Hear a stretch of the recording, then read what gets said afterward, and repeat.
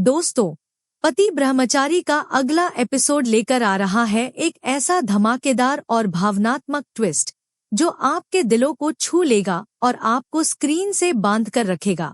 जी हाँ, ईशा और सूरज की कहानी में अब आ रहा है एक नया मोड़, जहां भाई बहन का प्यार, आत्मसम्मान और साजिश का तूफान एक साथ टकराएगा। इस बार ईशा का अपने भाई आरव से मिलन होने वाला है और सूरज के दिल में एक नई हलचल जागने वाली है। तो तैयार हो जाइए और हमारे चैनल टेली एवी को तुरंत सब्सक्राइब करें ताकि आप इस रोमांचक कहानी का एक भी पल न चुकें। कहानी की शुरुआत होती है बंसल भवन में, जहां माहौल तनाव और उदासी से भरा हुआ है। दाई माँ की सख्ती और ताने ईशा के लिए दिन ब दिन असहनीय होते जा रहे हैं। दाई माँ ने ईशा पर 1580 रुपए की चोरी का झूठा इल्जाम लगाया है, जो ईशा ने कभी की ही नहीं।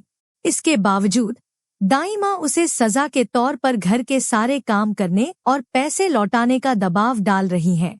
ईशा चुपचाप यह सब सह रही है, लेकिन उसका दिल टूट रहा है। उसे लगता है कि वह इस घर में अकेली पड़ गई है। सूरज, जो उसका पति है, भी उसकी परेशानियों में उसका साथ नहीं दे पा रहा। इसी बीच ईशा के भाई आरव को दाई माँ की इस क्रूरता का पता चलता है। वह अपने पिता गुलाब सिंह से छुपते छुपाते सूरज के घर पहुंचने का फैसला करता है। आरव, जो अब अपने पैरों पर खड़ा हो चुका है, अपनी बहन की मदद करने के लिए बेकरार है। जब वह सूरज के घर पहुंचता है तो ईशा उसे देखकर खुशी से चीख पड़ती है। वह दौड़कर अपने भाई को गले से लगा लेती है। उसकी आंखों में आंसू हैं, लेकिन चेहरे पर गर्व की चमक है। अपने भाई को आत्मनिर्भर और मजबूत देखकर आरव अपनी बहन को देखकर भावुक हो जाता है। वह कहता है, ईशा, तूने इतना कुछ सह लिया, मैं तुझे इस हाल में नहीं देख सकता। आरव ईशा को 1580 रुपए देता है ताकि वह दाई माँ के इल्जाम से मुक्त हो सके। यह देखकर सूरज का दिल पिघलने लगता है। वह ईशा और आरव के बीच के इस भाई बहन के प्यार को देखकर खुश तो होता है, लेकिन कहीं न कहीं उसे अपनी चुप्पी पर पछतावा भी होने लगता है।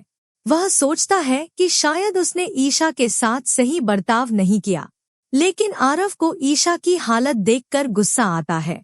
वह देखता है कि दाई माँ किस तरह ईशा को ताने मार रही है, उसे अपमानित कर रही है।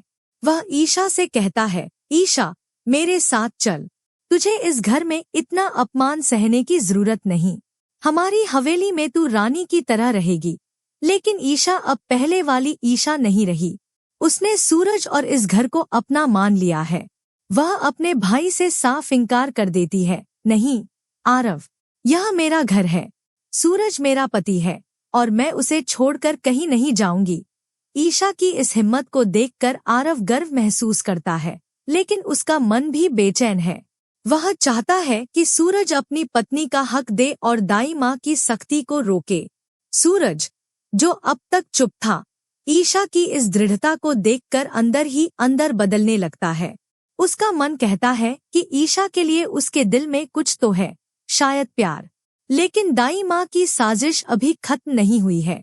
वह ईशा को घर से निकालने के लिए और गहरी चाल चलने की योजना बना रही है।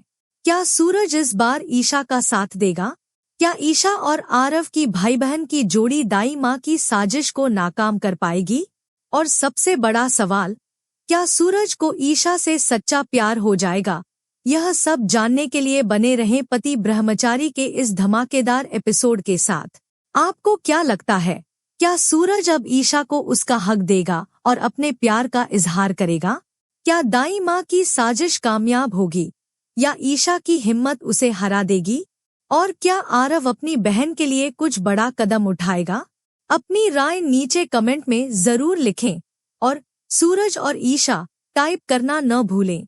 अगर आप चाहते हैं कि ईशा को उसका हक मिले और सूरज उसका साथ दे, तो इस वीडियो को लाइक करें और हमारे चैनल टेली एवी को तुरंत सब्सक्राइब करें।